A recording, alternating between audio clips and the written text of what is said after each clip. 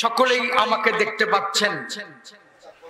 আল্লাহ তাআলা আপনাদের কাউকে দেখার সুযোগ আমাকে দেন নাই। যে কোরআনে কারীম থেকে কথা বলতে সংকল্প করেছি, ওই কোরআনের হরফগুলি দেখতে কেমন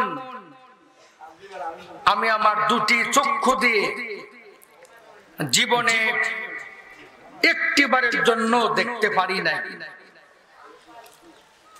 অন্ধ হিসাবে আমার কোনো দুঃখ নেই।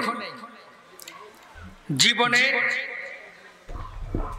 একটি দিন অন্ধত্বের কথাটা খুব বেশি করে মনে পড়েছিল, যেদিন হজের উদ্দেশ্যে আল্লাহ পাকের কাবার সম্মুখে দাঁড়িয়েছিলাম। ওই দিন শুধু মনে পড়েছিল, আল্লাহ আমাকে তুমি দুনিয়াতে কিছুই দেখতে দিলে না, একটিবারের জন্য তোমার কাবা দেখতে দিতে আমার কলিজা ঠান্ডা হয়ে যেত। সেদিন আমি আমার চক্ষু দিয়ে আল্লাহ পাকের কাবা ঘরটাও দেখতে পারি নাই। তবে আশা রাখি আমার অন্ধত্ব জীবনের জন্য একটি অপূর্ব নিয়ামত। যেহেতু আল্লাহ তাআলা মাত্র 8 মাস বয়সে টাইফয়েড দুরারোগ্য ব্যাধিতে আমাকে অন্ধ করে দিয়েছেন, আমি আশা করি 8 মাস বয়সে একজন মানুষ নেকি অথবা গুনাহ কোনটাই অর্জন করতে পারে না। অতএব আমি আল্লাহ পাকের কাছে আশা করি, প্রার্থনা করি, আল্লাহ পাক আমাকে অন্ধত্বের ওসিলায় চোখের গুনাহ থেকে বেঁচে থাকার সুযোগ করে দিয়েছেন। আলহামদুলিল্লাহ। আল্লাহ পাক যেন কবুল করেন, আল্লাহুম্মা আমিন। আপনাদের সম্মুখে মূল্যবান বক্তব্য রাখতে পারবো, ওই সাহস এবং যোগ্যতা কোনটাই আমার মধ্যে নেই।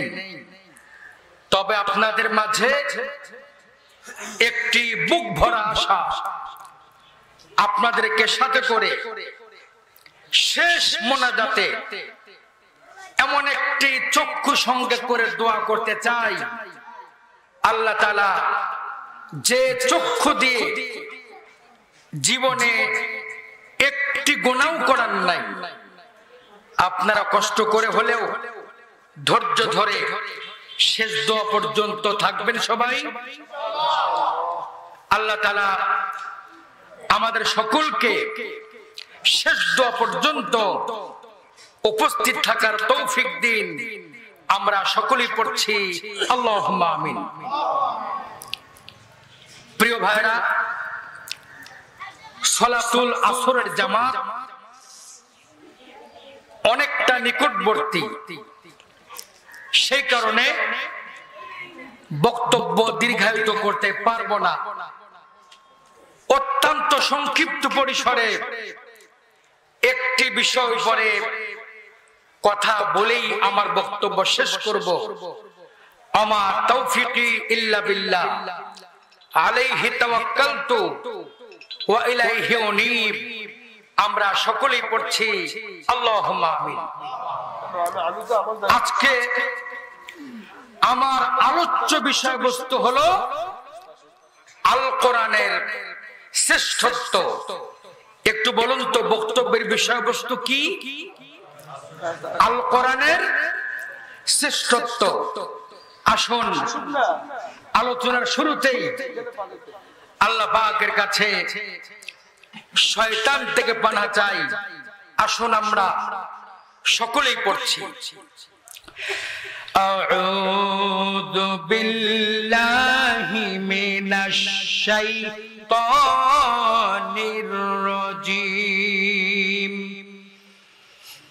বিসমিল্লাহির রহমানির রহিম অকাদালিকা আওহাইনা ইলাইকা রূহাম মিন আমরিনা মা কুনতা তাদরি মাল কিতাবু ওয়ালাল ঈমান। সাদাকাল্লাহুল আযীম। আল্লাহ তাআলা এই দুনিয়াতে যত প্রকার নিয়ামত পাঠিয়েছেন তার মধ্যে সর্বশ্রেষ্ঠ নিয়ামত হচ্ছে আল কোরআন। শ্রেষ্ঠ নিয়ামতের নাম কি? সকলে বলুন, একটু জোরে বলুন। শ্রেষ্ঠত্ব হতে পারে দুই ভাগে বিভক্ত। কিছু শ্রেষ্ঠ পদার্থ আছে নিজে শ্রেষ্ঠ, কিন্তু অন্যকে শ্রেষ্ঠ বানাতে পারে না। যেমন দুধ, মধু উৎকৃষ্ট না নিকৃষ্ট। কিন্তু আপনি যদি দুধ দিয়ে গোসল করেন গোসল হবে, মধু দিয়ে ওযু করেন ওযু হবে। তার মানে হলো দুধ এবং মধু নিজে শ্রেষ্ঠ, কিন্তু অন্যকে শ্রেষ্ঠ বানাতে পারে না। কিন্তু আল্লাহ রাব্বুল আলামিন কোরআনে কারীমকে এমন শ্রেষ্ঠত্ব দিয়েছে, কোরআনে কারীম যারা পড়বে, কোরআনে কারীম যারা বুঝবে, আল্লাহ তাদেরকে কোরআনের বরকতে শ্রেষ্ঠ বানিয়ে দিবে।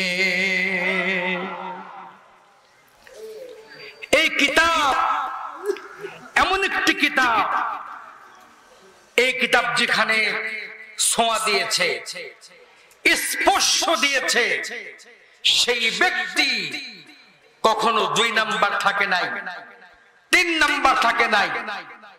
কোরআনের বরকতে আল্লাহ তাআলা ওই ব্যক্তিকে প্রথম নাম্বার বানিয়ে দিয়েছেন।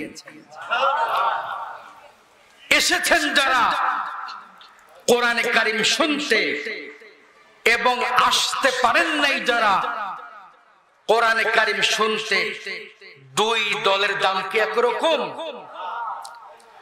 নবীজি বলেন, উম্মত আমার শোনো, সাহাবায়ে কেরামেরা শোনো, যখন কোন ব্যক্তি কোরআনে কারীম শোনার জন্য মনে মনে নিয়ত করেছে, সঙ্গে সঙ্গে আল্লাহ তাআলা ওই ব্যক্তির আমলনামায় একটি নেকি লিখে দিয়েছে। আসার পূর্বে নিয়ত করেছেন, সঙ্গে সঙ্গে আপনার আমলনামায় একটি নেকি। এরপরে নবীজি বলেন, উম্মত আমার শোনো, সাহাবায়ে কেরামেরা শোনো, যখন কোন ব্যক্তি কোরআন কারীম শোনার জন্য বাড়ি থেকে বেরিয়ে পড়েছে, যতবার কদম ফেলেছে, আল্লাহ তাআলা প্রতি কদমে ওই বান্দার আমলনামায় 10টি করে নেকি লিখে দিয়েছে। এ পর্যন্তই শেষ নয়, নবীজি বলেন, উম্মত আমার শোনো, সাহাবায়ে কেরামেরা শোনো, যখন কোন ব্যক্তি কোরআন কারীম শোনার জন্য বাড়ি থেকে বেরিয়ে পড়েছে, যতবার কদম ফেলেছে, আল্লাহ তাআলা প্রতি কদমে ওই বান্দার আমলনামা থেকে 10টি করে গুনাহ মাফ করে দিয়েছে। এরপরে জলসায় পৌঁছে গিয়েছি। এই জলসার চতুর্দিকে আল্লাহ তাআলার অসংখ্য রহমতের ফেরেশতা দাঁড়ানো আছে। ওই ফেরেশতাগুলি আল্লাহর দরবারে বলেন, আল্লাহ তোমার বান্দা অসংখ্য গুনার বোঝা মাথায় করে এসেছে কোরআন কারীম শুনতে, আল্লাহ বলো তোমার বান্দার গুনার বোঝাগুলি কোথায় রাখবো? আল্লাহ বলেন, ফেরেশতা আমার বান্দার জীবনে যত গুনাহ করেছে সব গুনাহ তোমরা কাঁধে করে বহন করো, আর আমার বান্দাগুলিকে নিষ্পাপ অবস্থায় আমার কোরআনে কারিম শুনতে দাও। তাহলে এই মুহূর্তে আমরা যারা এখানে বসে আছি, আমাদের সবগুলি গুনাহ বহন করছেন কারা? তাহলে আমরা এখন কি? আমরা এখন কি? এত বড় সুসংবাদ শোনার পরেও সুবহানাল্লাহ বলবেন না? নিষ্পাপ অবস্থায় বসে আছি, যখন আমরা কোরআনে কারিম শুনে বাড়ি চলে যাব, ওই সময় আল্লাহর ফেরেশতাগুলি আল্লাহর দরবার বলবে, আল্লাহ এতক্ষণ তোমার বান্দার গুনার বোঝা আমরা কাঁধে করে বহন করেছি, এখন তোমার বান্দাগুলি বাড়ি যাচ্ছে, বলো তোমার বান্দার গুনার বোঝাগুলি কোথায় রাখবো? আল্লাহ বলেন, ফেরেশতা আমার বান্দার জীবনে যত গুনাহ করেছে, এই গুনাহগুলির ভিতর থেকে একমাত্র শিরকিয়াতের গুনাহ আর কবিরা গুনাহ ছাড়া যত গুনাহ আছে, আমি আল্লাহ কোরআনে কারিম শোনার বা দৌলতে আমার বান্দার तमाम জীবনের গুনাহগুলি maaf করে দিলাম। তাহলে গুনাহ যখন maaf হয়ে গেল, তখন আমাদের দাম বাড়লো না কমলো? কিসের বরকতে? তাহলে কোরআন যেখানে শ্রেষ্ঠত্ব সেখানে। প্রিয় ভাইরা, কোন কিতাব শ্রেষ্ঠত্ব অর্জন করতে হলে তার মধ্যে তিনটি মৌলিক গুণাবলী থাকা প্রয়োজন। তার মধ্যে প্রথম যে গুণাবলী থাকতে হবে কোরআনের মধ্যে, সেটা হচ্ছে এই কিতাব নির্ভুল কিতাব, বিশুদ্ধ কিতাব। এই কিতাবে সন্দেহের কোনো অবকাশ নেই। এই কোরআনে বিশুদ্ধতা, নির্ভুলতা আছে না নাই? আল্লাহ রাব্বুল আলামিন কোরআন কারীমের ভিতরে গ্যারান্টি দিয়েছেন, যালিকাল কিতাবু লা রাইবা ফীহি হুদাল লিল মুত্তাকিন। ওই কিতাবের ভিতরে কোনো সন্দেহ নাই। কথাটি বলার পরে আল্লাহ পাক একটি মারাত্মক চ্যালেঞ্জ করেছেন। আল্লাহ পাক বলেন, وَإِن كُنتُمْ فِي رَيْبٍ مِّمَّا نَزَّلْنَا عَلَى عَبْدِنَا فَأْتُوا بِسُورَةٍ مِّن مِّثْلِهِ وَادْعُوا شُهَدَاءَكُم مِّن دُونِ اللَّهِ إِن كُنتُمْ صَادِقِينَ। আল্লাহ পাক বলছেন, যদি তোমরা পারো, আমি যেরকম কোরআনে কারীম অবতীর্ণ করেছি ওরকম একটি কিতাব তোমরা তৈরি করে দেখাও। যদি সেটাও না পারো, আমি যেরকম সূরা অবতীর্ণ করেছি এরকম একটি সূরা তোমরা তৈরি করে দেখাও। যদি সেটাও না পারো, আমি যেরকম আয়াতে কারিমা অবতীর্ণ করেছি এরকম একটি আয়াতে কারিমা তোমরা তৈরি করে দেখাও। আল্লাহ তাআলা ১৫০০ বছর আগে চ্যালেঞ্জ করেছেন।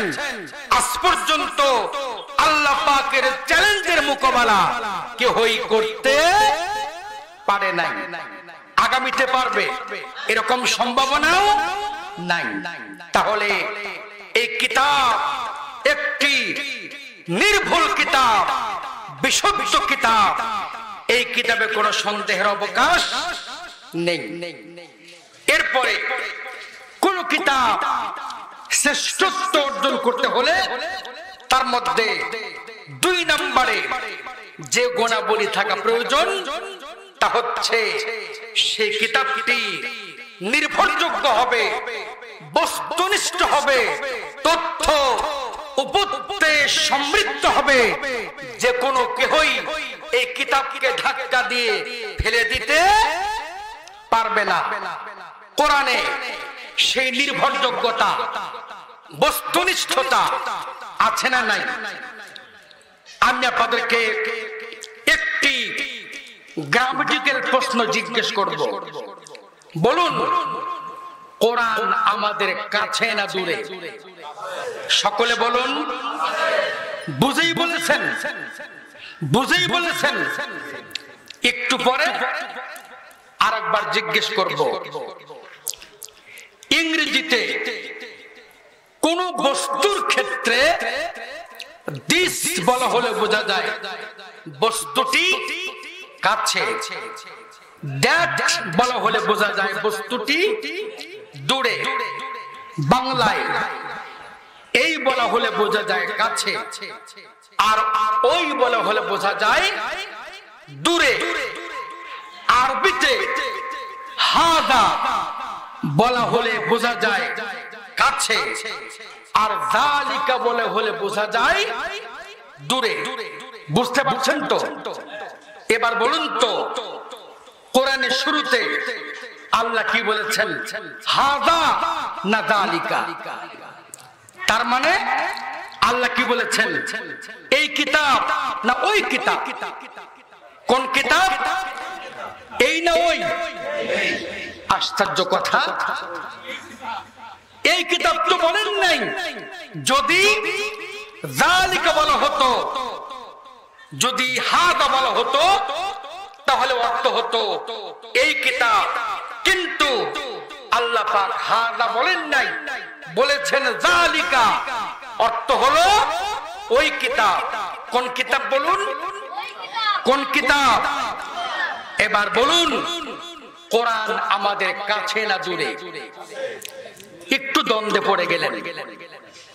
অনেকে দেখতে পাচ্ছেন কোরআন আমাদের মাদ্রাসাতে আছে, মসজিদে আছে, নিজের বাড়িতেও আছে।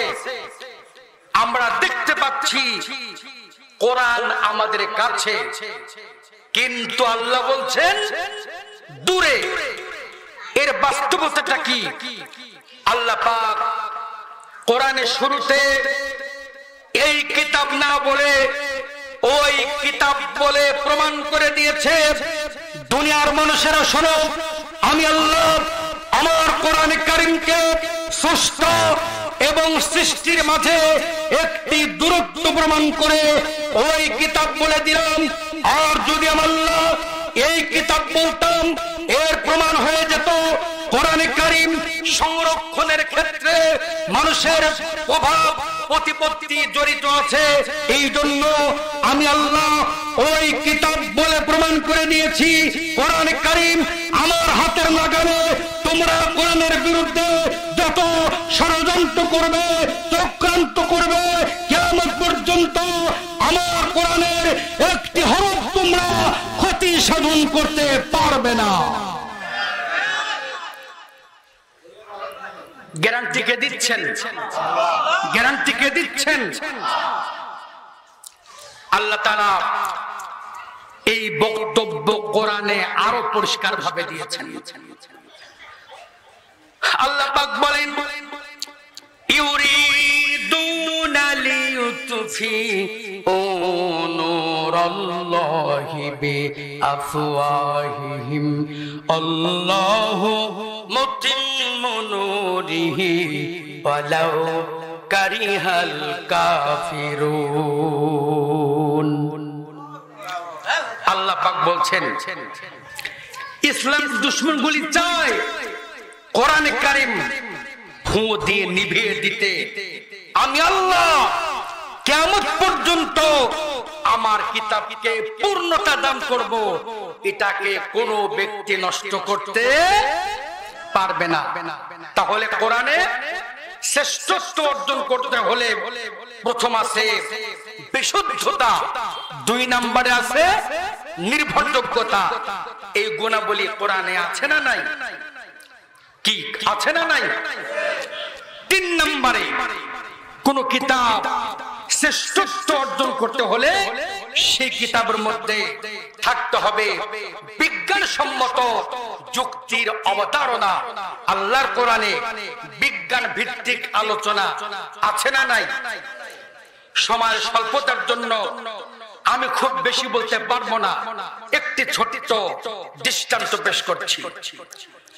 আল্লাহ পাক বলছেন, ফামান কানা মিনকুম মারিদান আও আলা সাফারিন ফাইদ্দাতুম মিন আইয়ামিন উখর। আল্লাহ পাক বলছেন, যদি তোমরা অসুস্থ হয়ে পড়ো অথবা সফরে থাকো, আমি আল্লাহ এই দুটি অবস্থার জন্য তোমাদের জন্য রোজা সাময়িকভাবে মওকুফ করলাম। হুকুম টাকা।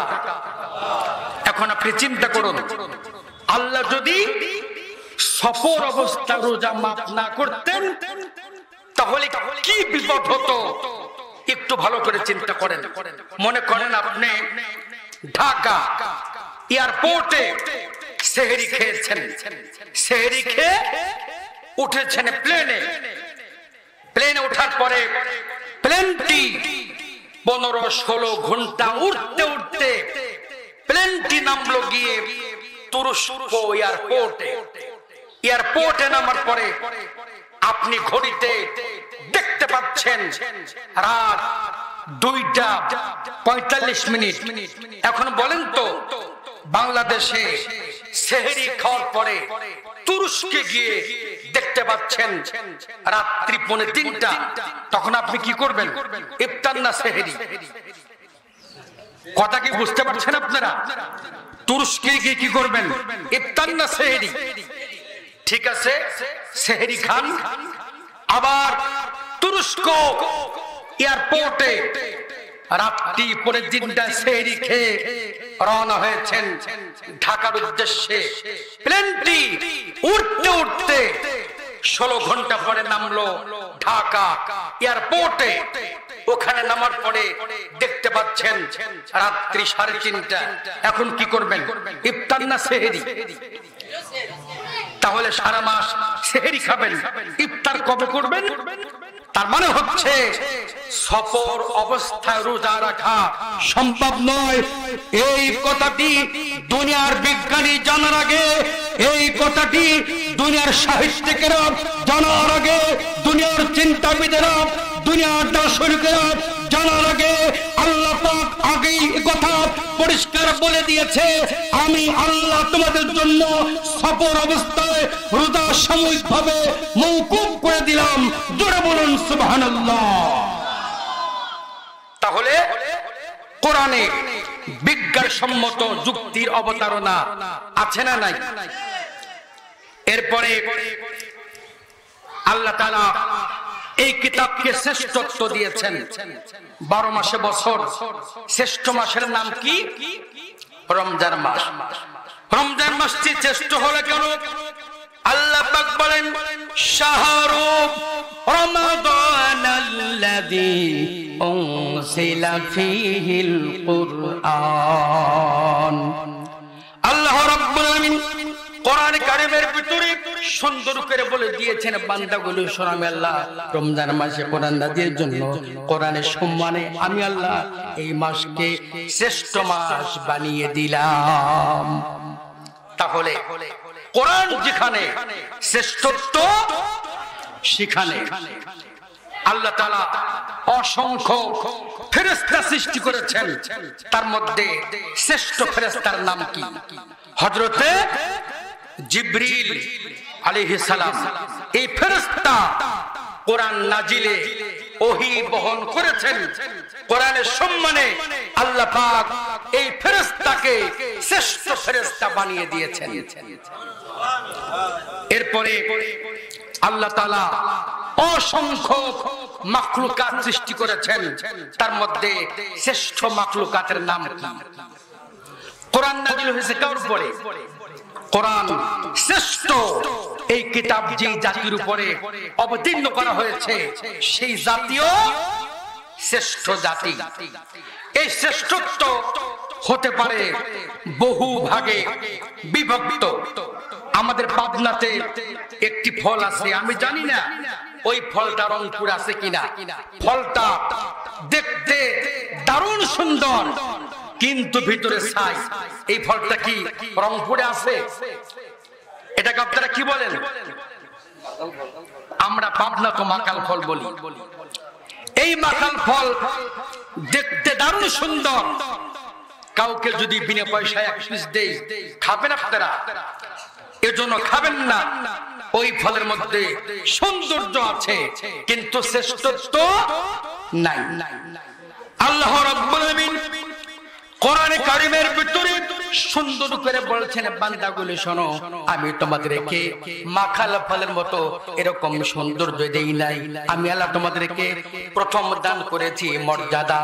আল্লাহ পাক বলেন, ওয়ালাকাদ কাররামনা বানি আদম। আল্লাহ রাব্বুল আলামিন কোরআনে কারিমের ভিতরে সুন্দর করে বলে দিয়েছেন, বান্দাগুলো শোনো, আমি আল্লাহ আদম সন্তানকে সবচাইতে বেশি মর্যাদা দিয়ে দিলাম। এরপরে আল্লাহ পাক কোরআনে কারিমের ভিতরে সুন্দর করে বলছেন, বান্দা আমি তোমাদেরকে শুধুমাত্র মর্যাদা দিয়ে শেষ করে, যেমন দিয়েছি মর্যাদা তেমন দিয়েছি সৌন্দর্য।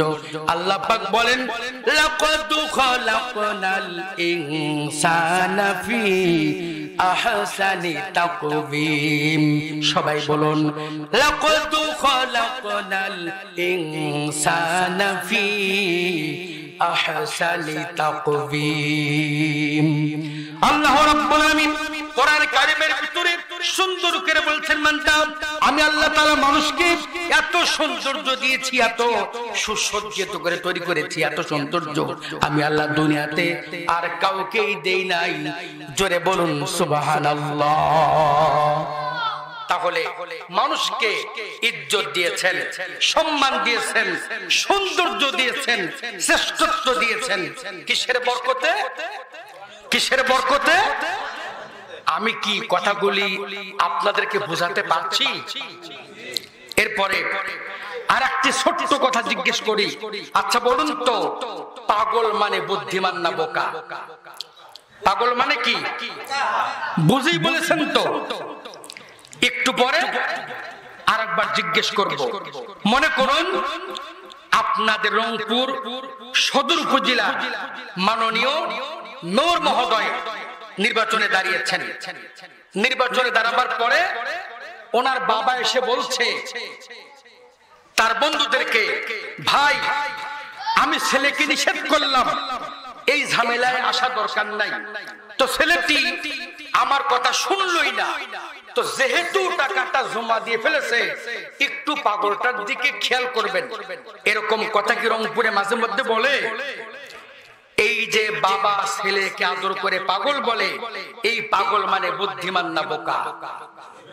এই পাগল মানে কি? একটু আগে কি বলেছিলেন, এখন কি বললেন? আল্লাহ রাব্বুল আলামিন কোরআনে কারীমের ভিতরে সেই কথাটাই বলছেন। আল্লাহ পাক বলছেন, বান্দা শোনো, ইন্না আরাদনাল আমানাতা আলাস সামাওয়াতি ওয়াল আরদি ওয়াল জিবাল ফাআবাইনা আইয়াহমিলনাহা وأشفقنا منها وحملها الإنسان إنه كان ظلوما جهولا। আল্লাহ পাক বলছেন, আমার কোরআনের ভার আসমান গ্রহণ করতে পারলো না, জমিন গ্রহণ করতে পারলো না, পাহাড় গ্রহণ করতে পারলো না, অবশেষে আমার কোরআন গ্রহণ করলো মানুষ জাতি। মানুষগুলি আল্লাহর কোরআন গ্রহণ করার পরে আল্লাহ পাক মানুষের উপরে খুশি হয়েছে, মানুষকে আদর করে সোহাগ করে ভালোবেসে বলছেন, ইন্নাহু কানা, এই পাগলের দলেরা, যালুমান জাহুলা, এই মূর্খর দলেরা আমার কোরআনে কারীম গ্রহণ করেছে। বাবা যেমন ছেলেকে আদর করে পাগল বলে, ওই পাগল মানে যেমন বোকা নয়। আল্লাহ মানুষকে আদর করে কোরআন গ্রহণের জন্য এখানে মানুষকে আদর করে পাগল বলেছে। এই পাগল মানে বোকা নয়, এই পাগল মানে সবচাইতে বেশি বুদ্ধিমান। জোরে বলুন সুবহানাল্লাহ। এরপরে আল্লাহ পাক তার বান্দা কোরআনে কারীম গ্রহণ করার জন্য আল্লাহ মানুষকে আদর করে বলছেন যালুমান জাহুলা, এ মূর্খর দলেরা আমার কোরআনে কারীম গ্রহণ করেছে। বাবা যেমন ছেলেকে আদর করে মূর্খ বলে, ওই মূর্খ মানে যেমন অশিক্ষিত নয়, এ মূর্খ মানে যেমন অশিক্ষিত বোকা নয়। আল্লাহ মানুষকে আদর করে কোরআন গ্রহণের জন্য মূর্খ বলেছে। এ মূর্খ মানে নিরক্ষর নয়, এ মূর্খ মানে অজ্ঞ নয়, এ মূর্খ মানে সবচাইতে বড় বুদ্ধিমান। জোরে বলুন সুবহানাল্লাহ। আমি কি কথাগুলি আপনাদেরকে বুঝাতে পারছি? এরপরে আল্লাহ তাআলা যেই রাতে কোরআনে কারীম অবতীর্ণ করেছেন সেই রাতের নাম কি? লাইলাতুল কদর। কদর শব্দের বাংলা হলো সম্মান। কদর মানে কি?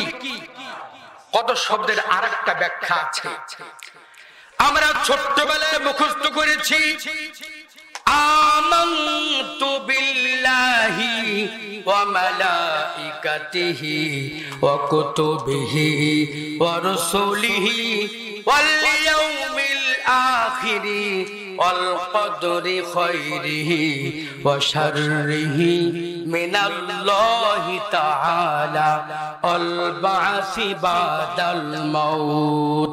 একটু মুহাব্বতের সাথে কালেমার জিকির করুন, লা ইলাহা ইল্লাল্লাহ, লা ইলাহা ইল্লাল্লাহ, লা ইলাহা ইল্লাল্লাহ, লা ইলাহা ইল্লাল্লাহ মুহাম্মাদুর রাসূলুল্লাহ। সকলে বলুন সাল্লাল্লাহু আলাইহি ওয়াসাল্লাম। এখানে বলা হচ্ছে অল কদরি খায়রিহি, এখানে কদর মানে হলো ভাগ্য। এখানে কদর মানে কি? প্রথম বলেছিলাম কদর মানে, তারপরে বললাম কদর মানে, তার মানে হলো শব্দ একটি অর্থ দুইটি হতে পারে না, হতে পারে কিনা? যেমন আপনার ছেলেকে একটি দামি গাড়ি কিনে দিয়েছেন, ছেলেটি গাড়িতে চড়ে বলছে আব্বু গাড়িটা ফাইন হয়েছে। কি হয়েছে? এই ফাইন মানে কি? সুন্দর। এরপর আপনার ছেলে পরপর 7 দিন স্কুলে যায় না, শিক্ষক বলছে আগামীকালকে স্কুলে গেলে ফাইন দেওয়া লাগবে। কি দেওয়া লাগবে? এইবার ফাইন মানে কি? আগের ফাইন মানে কি? শব্দ একটি অর্থ দুইটি। আমার ভাইরা, আমি সেই কোরআনে কারীম বোঝাবার জন্যই বলছি। আল্লাহ পাক বলছেন বান্দা, আমি আল্লাহ কদর রাতে এমন একখানা কিতাব নাযিল করেছি, আমার কিতাব যারা পড়বে, আমার কিতাব যারা বুঝবে আর মানবে, আমি আল্লাহ ওই কোরআনের সম্মানে তাদের ইজ্জত আর মর্যাদা সবচাইতে বেশি বানিয়ে দেব।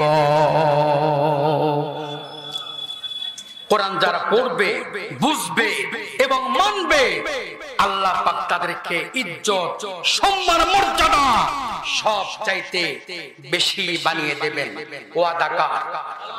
কার ওয়াদা? একটু ছোট্ট দৃষ্টান্ত পেশ করছি। হযরতে ওমর ফারুক রাদিয়াল্লাহু তাআলা কোটি কোটি টাকার মালিক ছিলেন না, গার্মেন্টসের মালিক ছিলেন না। ওমর ছিলেন একটি সামান্য ছাগলের রাখাল। কার কথা বলছি? কার কথা? কিসের রাখাল? একদিকে ছাগলের রাখাল, অপরদিকে তৎকালীন যুগে একটি নামকরা সন্ত্রাসী। কারণ আবু জেহেল, আবু লাহাব, উতবা, শায়বা বিশ্ব নবীকে হত্যার পরিকল্পনা করেছে, কিন্তু খোলা তলোয়ার নিয়ে ময়দানে ওমর ছাড়া কেউই বের হতে পারে নাই। তাহলে ওমর ছিল একদিকে গরিব, অপরদিকে ওমর ছিলেন নামকরা সন্ত্রাসী। এই লোকটি নবীজির হাতে হাত দিয়ে পড়ে নিলেন, আশহাদু আল্লা ইলাহা ইল্লাল্লাহু ওয়াহদাহু লা শারীকা লাহু ওয়া আশহাদু আন্না মুহাম্মাদান আবদুহু ওয়া রাসূলুহু। গোটা দুনিয়া সাক্ষী, আল্লাহর নবীর সাহাবী ওমর ফারুক রাদিয়াল্লাহু তাআলা আনহু আল্লাহর কালেমা গ্রহণ করার পরে কোরআনে কারীম পড়লেন, কোরআনে কারীম বুঝলেন, কোরআন দিয়ে নিজের ভাগ্য তৈরি করলেন। মাত্র কয়েক বছরের ব্যবধানে, মাত্র কয়েক মাসের ব্যবধানে আল্লাহ তাআলা ওমরকে একটা দুইটা গ্রামের জন্য নয়, একটা দুইটা মহল্লার জন্য নয়, একটা দুইটা দেশের জন্য নয়, আল্লাহ পাক কোরআনের বরকতে হযরত ওমরকে মর্যাদা দিতে দিতে অর্ধেকটা পৃথিবীর শাসক বানিয়ে দিলেন। আমি কি বোঝাতে পারছি আপনাদেরকে? আমি বুঝি না এই লোকগুলি কিসের গল্প করে এতক্ষণ। প্রিয় দিনদার ইমানদার মুসলমান ভাইরা, ওমর কি হয়ে গেলেন? ছাগলের রাখাল। এখন কি? এখন কি? সকলে বলেন, সকলে বলেন। একটা দেশের শাসক, দুইটা দেশের, অর্ধেকটা পৃথিবীর শাসক হয়ে গেলেন। এক বাক্যে বলুন তো, একটি সামান্য ছাগলের রাখাল ইজ্জত পেতে পেতে অর্ধেকটা পৃথিবীর শাসক হয়ে গেলেন। কিসের বরকতে? জোরে বলতে হবে, আরো জোরে বলতে হবে, জবান খুলে বলতে হবে। আজ যদি আমরা আল্লাহর কোরআন পড়ি, বুঝি আর মানি, আমাদের দাম বাড়বে না কমবে? বিশ্বাস হয় আপনাদের? বিশ্বাস হয়? একটি ছোট্ট প্রমাণ তুলে ধরতে চাই। একটু তাকান আমার দিকে। আমার মতো অনেক অন্ধ রাস্তায় হাত পেতে ভিক্ষা করে, দেখেন নাই? অন্ধকে ভিক্ষা দেন নাই? আমি সেই ভিক্ষুকের কাতারের একজন। কিন্তু আল্লাহ তাআলা আমাকে সম্মান দিয়েছেন, ইজ্জত দিয়েছেন, মর্যাদা দিয়েছেন। আল্লাহর নামে কসম করে বলছি, এই মর্যাদা আমার ব্যক্তিগত মর্যাদা নয়, এই মর্যাদা আমার বাপ দাদার মর্যাদা নয়, এই মর্যাদা আমার পাবনাবাসীর মর্যাদা নয়, এইটা হচ্ছে আল্লাহ পাকের কোরআন কারীমের মর্যাদা। এ মর্যাদা কার? কিসের ওসিলায়? তাহলে একটি ভিক্ষুকের কাতারের মানুষ যদি কোরআনে আসার কারণে, কোরআনের কাছে আসার জন্য ইজ্জত পায়, সম্মান পায়, মর্যাদা পায়, তাহলে যে জাতি কোরআন পড়বে, বুঝবে, মানবে, আল্লাহ পাক তাদের দাম বাড়াবে না কমাবে? তাদের দাম কত বাড়বে? আল্লাহ পাক সেটাও বলে দিয়েছেন, ওয়ালাউ আন্না আহলাল কুরআ আমানু ওয়াত্তাকাউ লাফাতাহনা আলাইহিম বারাকাতিম মিনাস সামাই ওয়াল আরদ। আল্লাহ রাব্বুল আলামিন কোরআনে কারীমের ভিতরে সুন্দর করে বলে দিয়েছেন, বান্দাগুলি শোনো, এলাকার লোকগুলি যদি আল্লাহর উপরে ঈমান আনার পরে আল্লাহ পাকের হুকুম মেনে চলার সিদ্ধান্ত গ্রহণ করে আর আল্লাহকে ভয় করার নীতি অনুসরণ করে, আল্লাহ তাআলা ওই জাতির জন্য, ওই কওমের জন্য আকাশে যত বরকত আছে, জমিনে যত বরকত আছে, আল্লাহ সবটাই ওই বান্দার জন্য কুদরতের দায়িত্বে খুলে দিবে। জোরে বলুন না সুবহানাল্লাহ। তাহলে এক কথা, কোরআন যেখানে শ্রেষ্ঠত্ব, এরপরে আল্লাহ পাক কোরআনে কারীমের ভিতরে সুন্দর করে বলেন, লাইলাতুল কদরি খায়রুম মিন আলফি শাহর। সবাই বলুন লাইলাতুল কদরি খায়রুম মিন আলফি শাহর। আল্লাহ রাব্বুল আলামিন কোরআনে কারিমের ভিতরে সুন্দর করে বলে দিয়েছেন বান্দাগুলো শোনা যে রাতে কোরআনে কারিম অবতীর্ণ করা হয়েছে সে রাতের মর্যাদা 1000 মাসের চাইতেও বেশি। জোরে বলুন না সুবহানাল্লাহ। এখানে 1000 শব্দের অর্থ কি লক্ষ্য করুন। মনে করুন আপনি সকালবেলা ছেলেকে বলেছেন বাবা মাঠে অনেক কাজ, তুমি দুপুর বেলায় মাঠে ভাত নিয়ে যাবে। ছেলেটি দুপুরে মাঠে ভাত নিয়ে যায় নাই, সন্ধ্যাবেলায় আপনি বাড়ি এসে ছেলেকে বলছেন বেটা তোমাকে 14 বার বললাম মাঠে ভাত নিয়ে যেতে, তাও তুমি নিলে না। এরকম কথা কি রংপুরে বলে? রংপুরে বলে? আচ্ছা বলুন তো বাবা ছেলেকে দুপুর বেলায় ভাত নিয়ে যেতে বলেছিল কয়বার? এখন বলছে কয়বার? এই 14 মানে 10 আর 4 14, সেই 14 নয়, এই 14 দিয়ে সংখ্যা দিক্ষ বোঝানো হয়, ভাষার আদিক্ষ বোঝানো হয়। আমার আল্লাহ কোরআন কারীমের ভিতরে সুন্দর করে বলছেন বান্দা তোমরা যেমন বাংলা ভাষায় ভাষার আদিক্য বোঝাবার জন্য 14 বলো, আমি আল্লাহ যেমন আরবিতে সংখ্যা দিক্ষ বোঝাবার জন্য 1000 বলি। তোমাদের 14 মানে যেমন 14 নাই, আমার 1000 মানে 1000 নয়। আমি আল্লাহ যে দিন থেকে দুনিয়া সৃষ্টি করেছি ওই দিন থেকে আরম্ভ করে যত মুহূর্ত পার হয়েছে সমস্ত মুহূর্তের দাম যত বেশি কোরআন নাজিল মুহূর্ত আমি আল্লাহর কাছে এর থেকেও বেশি দামি। জোরে বলুন সুবহানাল্লাহ। এর আরেকটি ব্যাখ্যা, পৃথিবীর মানুষ বছরের পর বছর চেষ্টা করেছে, সফল হতে পারে নাই। এরকম প্রমাণ আমার দেশে আছে না নাই? একটু বলি সংক্ষেপে।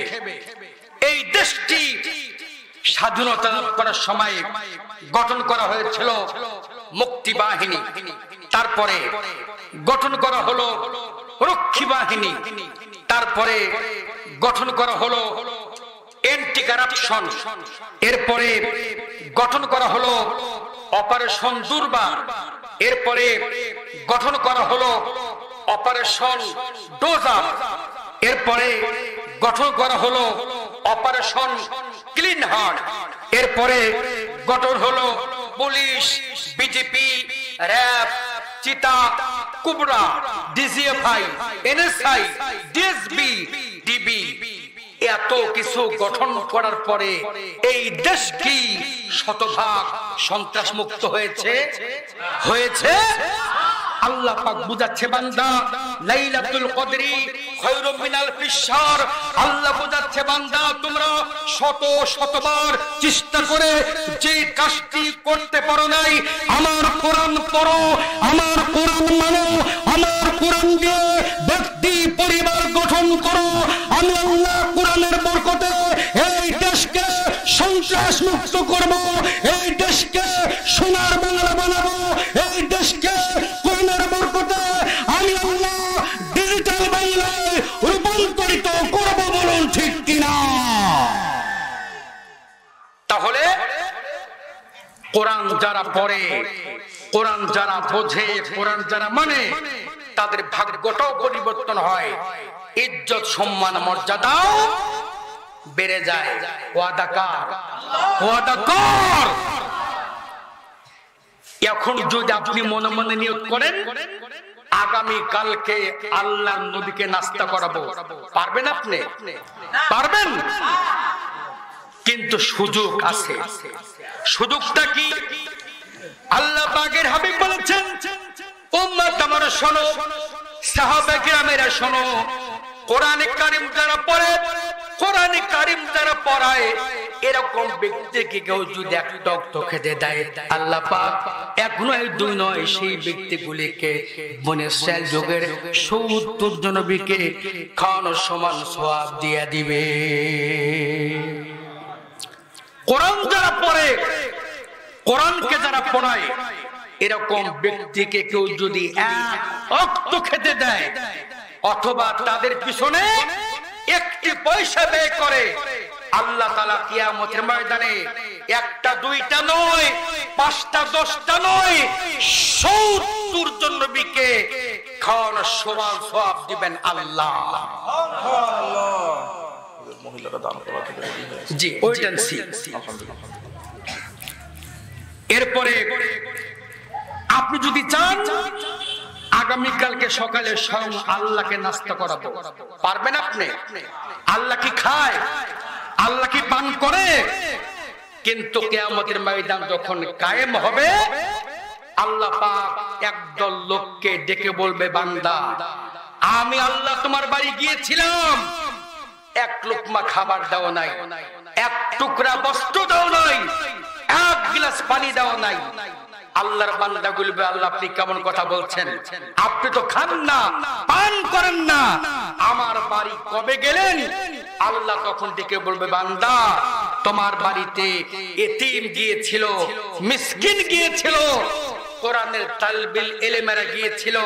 যদি তোমরা ওই কোরআন পড়নেওয়ালা ব্যক্তিকে খেতে দিতে, ওই খাবারটা তোমাদের চোখে দেখতে মাদ্রাসার ছাত্র খাইতো, কিন্তু আমি আল্লাহ বলছি সরাসরি আমি আল্লাহকেই খাওয়ানো হয়ে যেত। আমার ভাইরা, বক্তব্য বেশি লম্বা করব না, এতক্ষণ কোরআন কারিমের শ্রেষ্ঠত্ব সম্পর্কে আপনাদের সামনে সংক্ষিপ্ত কথা বলেছি। আপনারা ওয়াদা দিয়েছেন শেষ দোয়া না করে কেউ, ওয়াদা দিয়েছেন না দেন নাই। আমার ভাইরা, এমন একটা চক্ষু সঙ্গে করে আল্লাহর দরবারে দোয়া করব, আল্লাহ পাক যে চক্ষু দিয়া একটা গুনাহ করার নাই, এমন একটা হাত তুলে আল্লাহর দরবারে দোয়া করব। আল্লাহ পাক জিহাদ যে কাবা স্পর্শ করিয়েছেন, এইখানে সচক্ষে দেখতে পেলেন 8 জন হাফেজে কোরআন এখান থেকে বের হয়ে গেল। এইখানে 24 ঘন্টা কোরআনের তালবিল ইলম হয়, কোরআনের তালিম হয়, কোরআন পড়া হয়। আমার মায়েরা, আমার বোনেরা, আমার যুবক ভাইরা, আমার বৃদ্ধ বাবাজিরা, আমার ব্যবসায়ী ভাইরা, আমার চাকরিজীবী ভাইরা, এখানে 20% জায়গা গর্ত অবস্থায় পড়ে আছে, ভরাট করতে হবে। অনেক বালি মাটি দরকার, 8 লক্ষ টাকা প্রয়োজন। আমি গুনাহগার সবার জন্য আল্লাহর দরবারে প্রাণ খুলে দোয়া করব। 10,000 টাকা, 20,000 টাকা, 5,000 টাকা, 2,000 টাকা কে পারবেন দিতে? আমি গুনাহগার তার জন্য আল্লাহর দরবারে দোয়া করব। দুনিয়াতে আপনার সম্পদ দুনিয়ায় পড়ে থাকবে, আপনি খালি মাটির কবরে চলে যাবেন, কিন্তু যদি এখানে দান করে দেন, কবরে শুয়ে শুয়ে কিয়ামত পর্যন্ত সওয়াব পেতেই থাকবেন। জোরে বলুন না সুবহানাল্লাহ। কে পারবেন আমার হাতে 10,000 টাকা আল্লাহর নবীর ঘরের জন্য দিয়ে যেতে কে পারবেন? 1 টাক 2 টাক বালি দিতে মাত্র 1800 টাকা লাগবে এক গাড়ি বালির জন্য।